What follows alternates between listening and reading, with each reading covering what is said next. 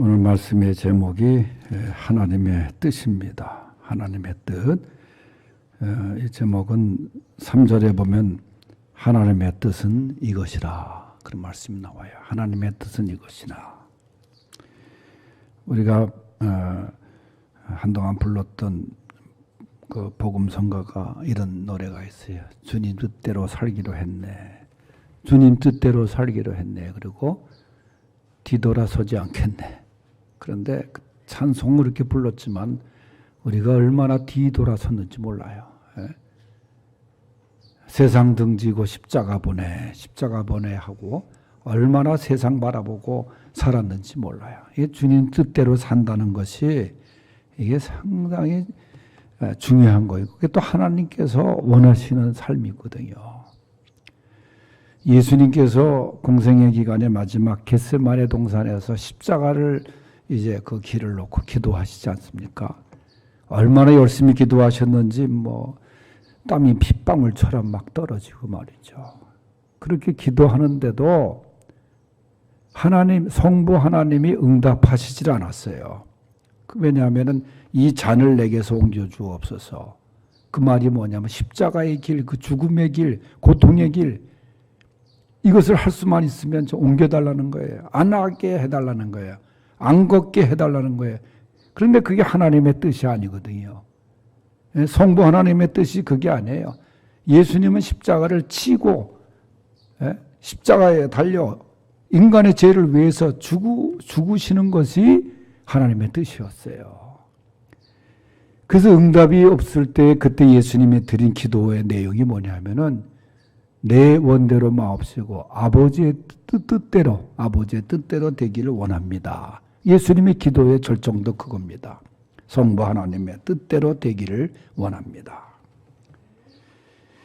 우리가 하나님의 뜻, 이 하나님의 뜻대로 사는 것, 이게 믿음 생활이에요. 그래서 오늘 말씀에 하나님의 뜻은 무엇인가? 하나님이 우리에게 원하시는 뜻이 무엇인가? 말씀을 중심으로 같이 은혜를 나누는데 첫째는 뭐냐 하면은 거룩이라는 거예요. 거룩하게 살라. 거룩하게 살라. 3절을 다시 한번 우리 다 같이 보겠습니다. 시작. 하나님의 뜻은 이것이니 너희의 거룩함이라 곧 음란을 버리고 4절에도 각각 거룩함과 존귀함으로 그랬어요. 거룩하신 하나님, 우리에게 원하시는 것이 뭐냐? 거룩하게 살라. 그런 겁니다.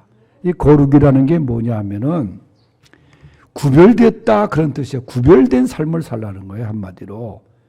우리가 세상 사람들과 똑같이 살면은 그게 거룩이 아니에요. 세상 사람과 달리 우리가 지금 거룩한 주일, 복된 주일, 주님이 명하신 주일을 맞이해서 성전에 나와서 예배를 드리는 것이 이것이 구별된 삶의 모습 중에 하나예요. 거룩하게 살라는 것은 구별된 삶을 살라 그 말입니다. 하나님께서 우리에게 명하신 거예요. 옛날에는 거룩하게 살라, 거룩한 삶을 살라 그래가지고 이 목회자들도 대부분 옷이 전부 다 검정색 옷을 입었어. 검정색 양복. 아예 그걸 입는 줄 알았어. 그래서 거룩하게, 걸음도 거룩하게 성경책 옆에 끼고 거룩하게 걸어가고 그게 거룩이 사실은 아니에요. 제가 장신대 다닐 때 고무신 신었다가 교수님한테 불려가가지고 이 선지동산에서 고무신 신고 다니면 되냐. 전 고무신이 편해가지고 신었는데 지금도 제가 저 신발장에 고무신이 있어요. 근데 여기서 그 고무신 신을 게 별로 없어서 그런지 고무신이 얼마나 편해. 옛날에 그걸로 멀리 던지기 시합도 하고 거기다 송사리 잡아서 눕기도 하고 벌도 잡기도 하고 말이죠. 그런데 하여간 제가 신학교 다닐 때 고무신 신고 다녔다가 한번 혼난 적이 있거든요. 그게 고무신 신는다고 거룩하지 않은 건 아니거든 사실. 거룩하다는 건 뭐냐? 그죠? 하나님의 거룩한 삶, 그 원하시는 구별된 삶을 살라. 세상을 살아가지만은 하나님의 자녀로서의 삶을 구별되어 살라는 거죠. 로마서 12장 1절에서 사도 바울이 뭐라고 말합니까? 너희는 이 세대를 본받지 말고 오직 마음을 새롭게 함으로 변화를 받아 하나님의 선하시고 기뻐하시고 온전하신 뜻이 무엇인지 분별하도록 하라. 이 세대를 본받지 말라는 거예요. 이 세대가 얼마나 지금 변하고 있습니까? 좋은 쪽으로 변하는 게 아니에요. 지금 믿음 생활하기가 얼마나 어렵게 변하고 있습니까? 이 군대도 보니까 지금 이 군목들이 옛날 그 군목 활동할 군 선교하는데 병사들이 주일날 나오질 않는데 교회를 왜 전부 다 핸드폰 보고 앉아 있고 말이죠. 이제 뭐 다 핸드폰을 할 수가 있고 말이죠. 그거 보고 앉아 있으니까 보초까지 보니까 넘어가도 발견이 안 되는 거야. 그 정도로 지금 심각한데 여러분 믿음 생활 한다는 것이 지금 이 세대를 살면서 얼마나 힘듭니까? 얼마나 유혹하는 게 많습니까? 그래서 우리에게 말씀하는 것이 뭐예요? 이 세대를 따라가지 말고 이 세대를 본받지 말고 하나님이 선하시고 기뻐하시고 온전하신 뜻이 무엇인지 분별하여 살라. 그런 겁니다. 오늘 본문 7절에도 보면은 하나님이 우리를 부르심은 부정하게 하심이 아니요 거룩하게 하심이라 그랬어요. 하나님이 우리를 부르신 것은 거룩하게 하시기 위해서 부르셨다는 거예요. 이 부르심에 합당한 거룩한 삶을 사는 그런 귀한 성도들이 될 수 있기를 바랍니다. 성도가 그저 세상 속에 묻혀가지고 그렇게 살아서는 안 된다는 거예요. 우리가 세상을 떠나서는 살 수 없어요. 마태복음 5장에서도 예수님이 너희는 소금이니 빛이니 그러셨지만 그 앞에 세상의 빛이요 세상의 소금이라 그러셨거든요. 그렇다고 해서 소금이 영향을 줄지언정 영향을 받습니까? 소금은? 너희는 그렇게 거룩하게 구별된 삶을 살라. 그런 것이 하나님의 뜻입니다. 두 번째 하나님의 뜻은 사랑입니다. 하나님은 사랑이시지 않습니까? 9절 말씀에 보면 형제 사랑에 관하여는 너희에게 쓸 것이 없음은 너희들 자신이 하나님의 가르침을 받아 서로 사랑함이라.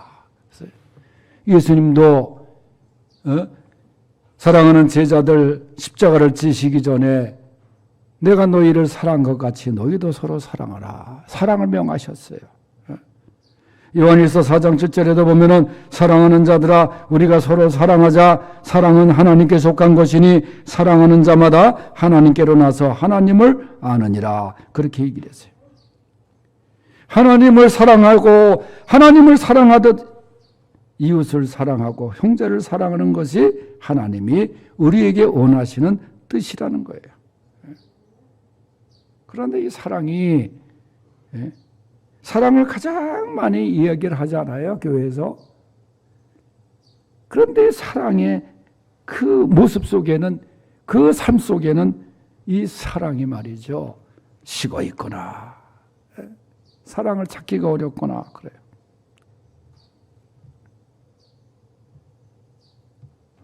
이달 말에 제가 어느 교회 축도를 하러 가는데 그 교회가 이제 서로가 갈라져가지고 장로님들도 갈라지고 교인들도 갈라지고 쫙 반쪽으로 나눠져가지고 서로 싸우고 한쪽에서 예배드리고 그러던 곳인데 이제 새로운 목사님 모셔가지고 이제 그 수습이 되고 그 제가 노예에서 그 수습정권위원장 임명을 받아가지고 가서 그 얼마나 많이 매달리고 가서 회의를 하고 대화를 하고 처음에 갈 때는 서로 대화도 안 하려고 그래. 서로 욕하고 서로 나쁘다 그러고 이게 하나가 될 수가 없는 거예요. 한 교회에서 나눠줘서 예배 드리는데 하나님께서 예배 받으시기도 애매할 것 같더라고. 어느 쪽 예배를 받으셔야 할지 말이지. 사랑해야 될 곳이 말이죠. 서로 나눠줘가지고 미워하고 원수처럼 생각하고 말이죠. 그게 얼마나 가슴 아픈 일입니까? 그건 교회, 그 교회뿐만 아니에요. 그런 곳이들 얼마나 많은지 몰라요. 사랑은 쉬운데, 말로 하기 쉬운데 이게 얼마나 사실 어려울 때가 많은지 몰라요. 또 예수님이 뭐라고 말씀하셨어요? 원수까지 사랑하라. 사랑할 수 있는 사람 사랑하는 건 원수까지도 사랑하라. 선한 사마리아의 비유에서도 핵심이 그거 아닙니까? 이게 얼마나 실천하기 어려운 일입니까? 그런데 하나님께서 우리에게 성령께서 하게 하시면 그것이 가능한 거예요.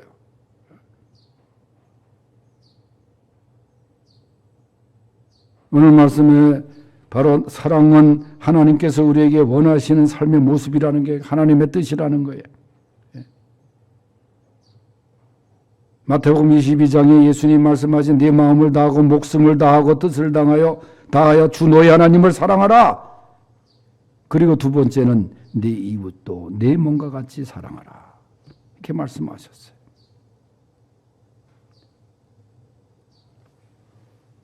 서로 사랑하고 사랑을 나누고 베풀 수 있는 그러한 하나님의 뜻을 이루는 성도들이 될 수 있기를 바랍니다.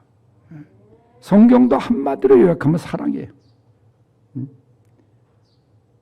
하나님의 세상을 이처럼 사랑하사 독생자를 주셨으니 이를 저를 믿는 자마다 멸망치 않고 영생을 얻게 하려 하십니다. 하나님의 사랑하시기 때문에 우리에게 독생자를 주셨고 또 영생을 얻게 하신 것입니다.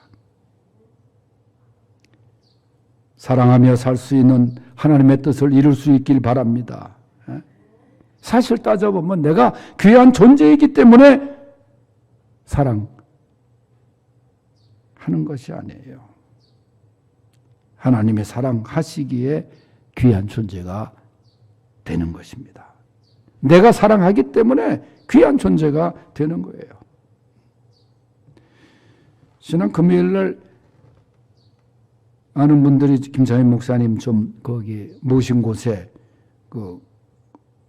에덴 낙원에 좀 같이 좀 가달라 그래서 제가 그분들을 모시고 이천에 갔다가 식사를 하는데 그 옆에서 바로 화재가 일어났어요. 이천이 왜 이렇게 불이 많이 나는지, 물류창고가 많아가지고 이천이 하여간 큰 대형 사고가 많이 났습니다. 화재가.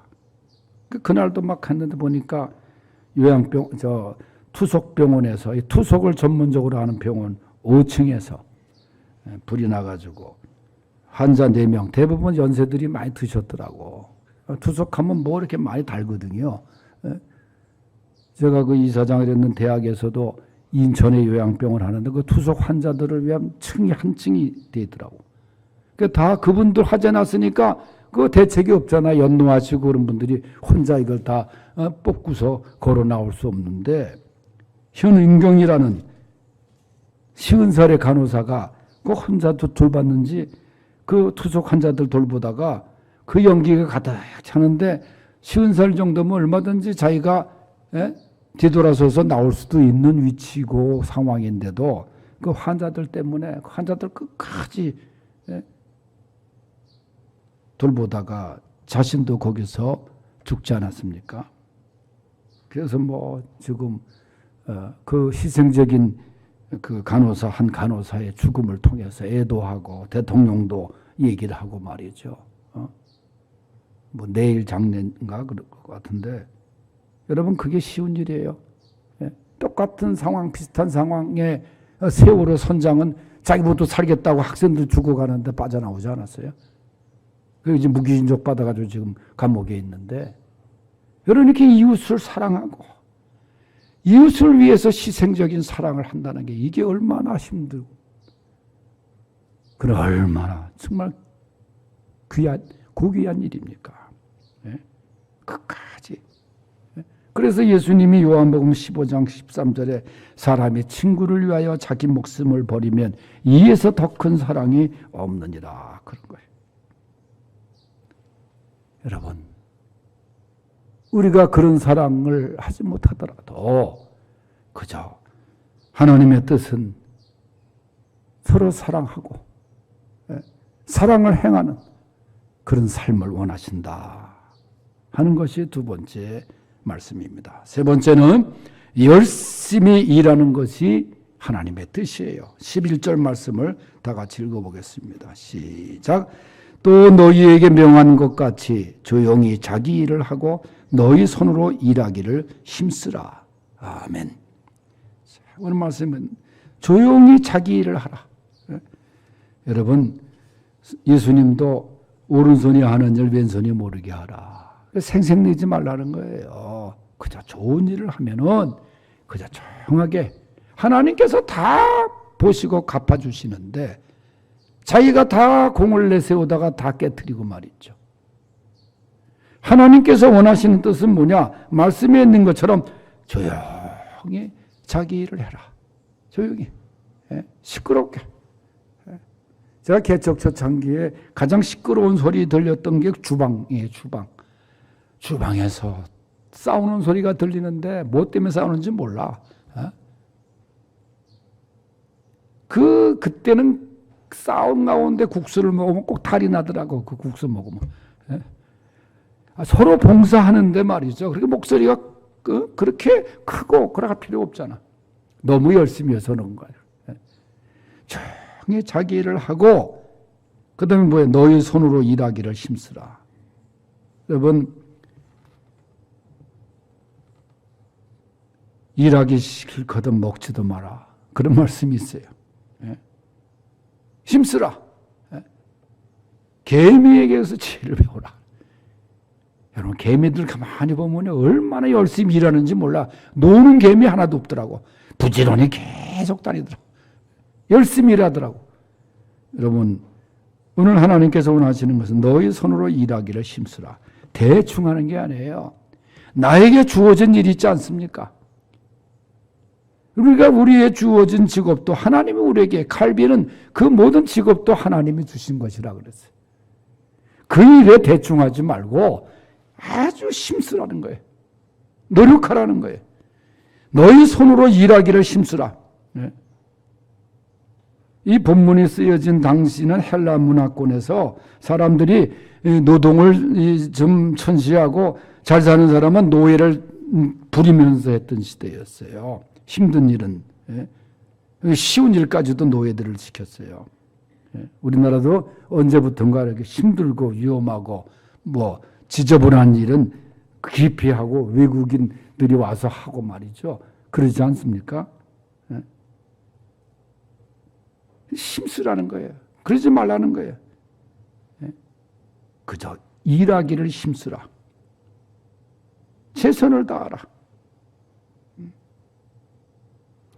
데살로니가전서 앞장 2장 9절에도 보면은 형제들아 우리의 수고와 애쓴 것을 너희가 기억하리니 그랬어요.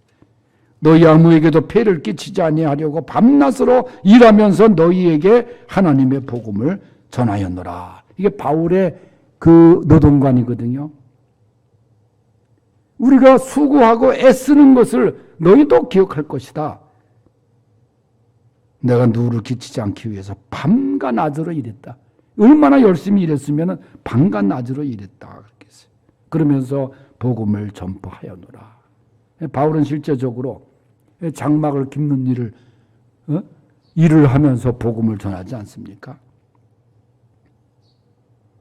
자신의 일에, 우리에게 주어진 일에, 그것이 육체적인 노동이든 정신적인 노동이든 간에 여기에 힘써서 힘쓰라. 일하기를 힘쓰라. 최선을 다해서 일하라. 대충 하는 것이 아니라 그저 성실하게 일하라. 그것이 하나님의 뜻이라는 거예요. 성경에 보면 우리가 살아가는 이 세상은 하나님의 포도원이라. 하나님께서 우리를 포도원의 일꾼으로 부르셨다는 거예요. 우리는 포도원의 청지기의 의무를 잘 감당해야 되는데 맡겨진 일에 최선을 다해서 충실하고 감당하라. 그리고 나중에 하나님 앞에 가서 계산할 때가 있다. 요한계시록 2장 10절에도 죽도록 충성하라 했지 살도록 충성하라가 아닙니다. 우리가 최선을 다해서 열심히 일해야 돼요. 주의 일에 힘써야 돼요. 더욱 힘써야 되는 겁니다. 바울도 골로새서 1장 29절에 보면은 이를 위하여, 주의 일을 위하여 나도 내 속에서 능력으로 역사하시는 이의 역사를 따라 힘을 다하여 수고하노라. 대충이 아니에요. 적당히가 아니에요. 힘을 다하여 수고하노라. 말씀을 정리합니다. 하나님의 뜻을 따라 살아야 되는데 하나님의 뜻은 오늘 거룩하게 살라. 사랑하며 살라. 그리고 최선을 다해서 일하라. 그 세 가지 오늘 말씀을 우리에게 주셨습니다. 기도하겠습니다. 하나님 아버지, 하나님의 뜻에 따라 우리들은 거룩하게 그리고 사랑을 나누고 사랑하며 또 일하기를 힘쓰는 하나님의 자녀들이 되어 뜻을 이루어드리는 성도들 되게 하여 주시옵소서. 예수님의 이름으로 기도하옵나이다. 아멘.